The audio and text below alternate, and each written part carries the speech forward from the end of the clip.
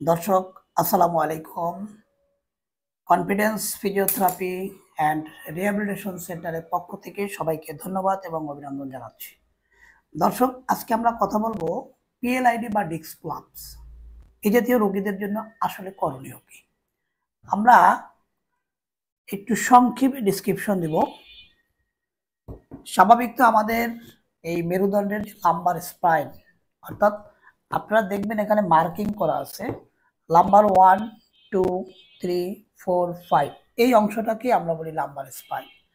যদি কোনো কারণে, কোনো আঘাতের কারণে হোক, অভ্যাসজনিত কারণে হোক, যে কোনো কারণেই যদি এই দুই ভার্টিব্রার মাঝখানে যে জেলের মতো সাদা পদার্থটা দেখা যায়, এটা যদি বের হয়ে আসে তাহলেই সেটাকে আমরা বলি ডিস্ক প্রলাপস।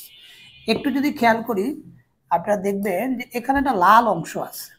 এটা আমাদের বোঝানোর জন্য আর্টিফিশিয়াল ডামি, অর্থাৎ আমরা বোঝাচ্ছি যে এভাবে কাজ করতে গিয়ে, সামনে ঝুঁকে ঝুঁকে কাজ করতে গিয়ে এই দুই ডিস্কের মাঝখানে কম্প্রেশন পরে জেলিটা লিক হয়ে বের হয়ে আসছে।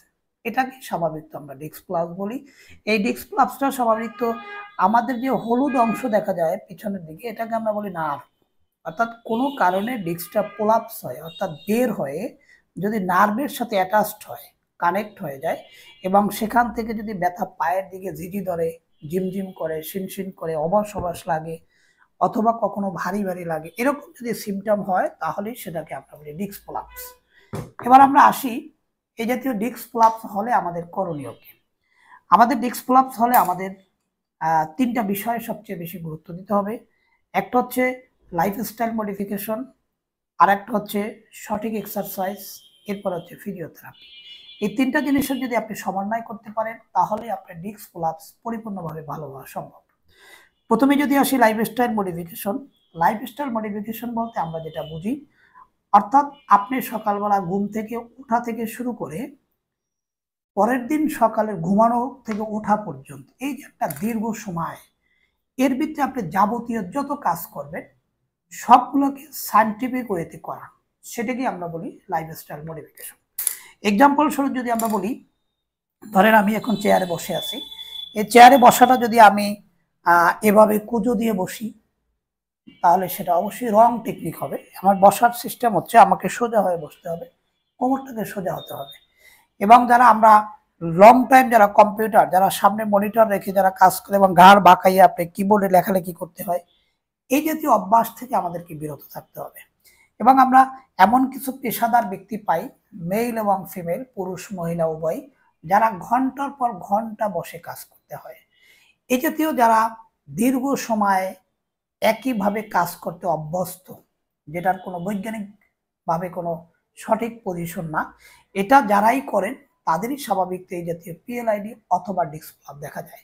এই জন্য আমাদের উচিত হবে সামনে ঝুঁকে কোনো কাজ না করা। অর্থাৎ আমাদের বিশেষ করে বাসায় যারা গৃহস্থালির কাজ করে, আমরা যারা হাউস ওয়াইফ, যারা আমাদের মা বোনেরা আছেন, তারা দেখায় বাসায় যে অসংখ্য কাজ করেন, এর ভিতরে কখনো সামনে ঝুঁকেন, কখনো ভারী জিনিস ক্যারি করতে যান, বাসার ছোটখাটো একটা ফার্নিচার আপনি ধাক্কা দিয়ে সরাতে যান, কোনো একটা জিনিসকে উঠাইয়া এক জায়গা থেকে আলাদা জায়গায় নিতে যান। এই যে আপনার কাজগুলা, এগুলাকে যদি আপনি সায়েন্টিফিক ভাবে না করতে পারেন তাহলে আপনার পিএলআইডি দেখা দেবে। এগুলোকে আপনাকে মডিফাই করতে হবে কোন টেকনিকে। বিশেষ করে যারা ঘর ঝাড়ু দেয়, সামনে ঝুঁকে অনেক সময় ঘর ঝাড়ু দিতে হয়, ঘর মুছতে হয়। এই জন্য নিয়ম হচ্ছে ঘর ঝাড়ু দেওয়ার ক্ষেত্রে আমরা যে স্টিকটা ব্যবহার করি সেটা লম্বা স্টিক হলে আপনি দাঁড়াই দাঁড়াই আপনি ঘর মুছতে পারবেন, দাঁড়াই দাঁড়াই আপনি ঝাড়ু দিতে পারবেন। এইটাকে মডিফাই করা, লং টাইম বসে না থাকা। তারপরে হচ্ছে যারা কম্পিউটার চালায়, আমরা স্বাভাবিকতে বলি কিবোর্ডটাকে একটু হাইট, সরি মনিটরটাকে একটু হাইট করতে, যদি আমরা আই কন্ট্যাক্ট বরাবর মনিটর রাখতে পারি সেক্ষেত্রে আমাকে খুব বেশি সামনে ঝুঁকে বারবার দেখতে হয় না। কিবোর্ডটাকে যদি আমরা একটু হাইট করতে পারি সেক্ষেত্রে ঘাড়ের যে অ্যানাটমিক্যাল স্ট্রাকচার সেটার কোনো পরিবর্তন হয় না। এই যে আপনি লাইফস্টাইল মডিফিকেশন, যারা লং টাইম জার্নি করেন, আমরা অনেক পেশেন্ট পাই যারা দেখা যায় অফিস অনেক দূরে, বাসা থেকে বিভিন্ন কারণে হতে পারে, বাচ্চাদের লেখাপড়ার কারণে হতে পারে, বিভিন্ন কারণেই দেখা যায় অফিস অনেক দূরে, তাদের জার্নি করতে হয়। এই জাতীয় জার্নির ক্ষেত্রে নিয়ম হচ্ছে আপনার সামনের দিকে বসা। আমরা যদি কোনো বাসের পিছনের দিকে বসতে যাই, বেশিরভাগ সময় রাস্তা যদি খারাপ থাকে সেখানে ঝাঁকি লেগে পেইন হতে পারে। এবং যাদের পেইন হয়ে গেছে তাদেরকে কোমরে ব্যাক সাপোর্ট, অর্থাৎ লাম্বার কর্সের বেল্ট আমরা ব্যবহার করতে পারি। এরপর হতে পারে যারা লং জার্নি করেন তাদেরকে একটু কোমর সোজা রেখে বসা, যদি একঘেয়েমি বসে ঘুমাইয়া না যায় একটু সচেতন থাকা। এই যে লাইফস্টাইল মডিফিকেশন, এটা খুবই খুবই গুরুত্বপূর্ণ, বিশেষ করে পিএলআইডি বা ডিস্ক প্রলাপস রোগীদের। এবার আমরা দ্বিতীয়ত আসি সঠিক ব্যায়াম। সঠিক ব্যায়াম বলতে আমরা যেটা বুঝি সেটা হচ্ছে, আমরা আজকাল ইউটিউবে অসংখ্য ভিডিও দিই, বিভিন্ন মানুষ আমাদের এই ভিডিওগুলো দেখেন, কিন্তু আসলে সব রোগীদের কিন্তু একই এক্সারসাইজ না। আমরা স্বাভাবিক তো কমন কিছু ব্যায়াম দেই, অনেকেই মনে করেন এটা করলেই মানে আমি সুস্থ হয়ে যাবো, অনেক ক্ষেত্রে কিন্তু এটা সঠিক না। আপনার রোগের জন্য ওই এক্সারসাইজ সঠিক নাও হতে পারে। এই জন্য সঠিক ব্যায়াম করার জন্য নিয়োগ হচ্ছে এই জাতীয় ব্যায়াম যারা করায়, বিশেষ করে ফিজিওথেরাপিস্ট, এদের শরণাপন্ন হয়ে সঠিক ব্যায়াম করা দরকার। কিছু কিছু ব্যায়াম আছে যেটা আপনি করতে গেলে হিতে বিপরীত হতে পারে, আপনার যে ডিস্ক প্রলাপসের যে মাত্রায় আছে সেখান থেকে বেড়ে যেতে পারে, গ্রেডের পরিবর্তন হতে পারে, অনেক সময় ডিস্ক সরে যেতে পারে, ভার্টিব্রাল কলম সরে যেতে পারে, সেখান থেকে আমাদের কিছু গ্রেড ভাগ করা থাকে 1, 2, 3, 4, 5, সেখান থেকে আরো খারাপের দিকে যেতে পারে। এই জন্য আমরা অবশ্যই বলি, ব্যায়াম করার আগে আমরা যে দেখানো ব্যায়ামগুলো আপনি বাসায় করতে পারেন, 2-4 দিন করার পরে যদি মনে করেন যে আপনার ব্যথা বেড়ে যাচ্ছে, সেক্ষেত্রে সঠিক ব্যায়ামের জন্য আপনাকে সঠিক জায়গায় যেতে হবে। এরপরে আমরা আসি ফিজিওথেরাপি। দেখেন, ফিজিওথেরাপি হচ্ছে এই পিএলআইডি বা ডিস্ক প্রলাপস রোগীদের জন্য সবচেয়ে আধুনিক চিকিৎসা। ফিজিওথেরাপির মাধ্যমে আমরা যেটা করে থাকি, স্বাভাবিক তো দেখবেন যে ডিস্ক প্রলাপস, অনেকের মনে প্রশ্ন হতে পারে আমার ডিস্ক প্রলাপস হয়ে গেছে, আমার ডিস্কটা বের হয়ে গেছে, এটাকে আবার ফিজিওথেরাপি কি করবে? আমরা যদি আপনাদেরকে এক কথায় বলি, ফিজিওথেরাপিস্টের স্বাভাবিক তো যে ব্যায়ামগুলো দেয়, এই ব্যায়ামের ভিতরে কিছু থাকে সামনের দিকে, সামনের দিকের কিছু ব্যায়াম যেটাকে আমরা বলি ফ্লেকশন টাইপের এক্সারসাইজ, কিছু থাকে এক্সটেনশন টাইপের এক্সারসাইজ যেটা আমরা পিছনের দিকে করে থাকি, কিছু থাকে রোটেশন টাইপের এক্সারসাইজ।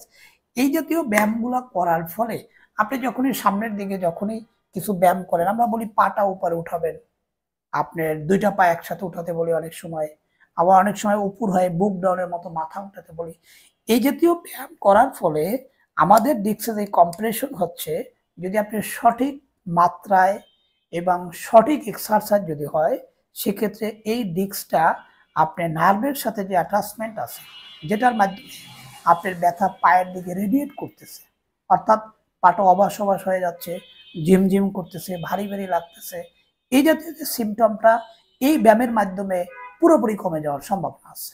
এবং এই যে ডিস্কের যে কম্প্রেশন, ব্যায়ামের মাধ্যমে ডিস্কটা ফ্রি হয়ে যেতে পারে, অর্থাৎ ডিস্কের চাপটা কমে যেতে পারে। এটা স্বাভাবিক তো, একমাত্র ফিজিওথেরাপির মাধ্যমে ডিস্ক প্লাস পরিপূর্ণভাবে সম্ভব, মুক্ত হওয়া। তো প্রিয় দর্শক, আরেকটু কথা আমরা বলে নেই, যারা খুব সিভিয়ার পেইন, ডিস্ক প্লাপসের মাত্রা খুব বেশি সিভিয়ার পেইন, তাদের ক্ষেত্রে অনেক ক্ষেত্রে 2 থেকে 3 সপ্তাহ কমপ্লিটলি বেড রেস্ট, যেটা আমরা অনেক সময় অ্যাবসোলিউট বেড রেস্ট বলে থাকি, অর্থাৎ বাসায় থেকে।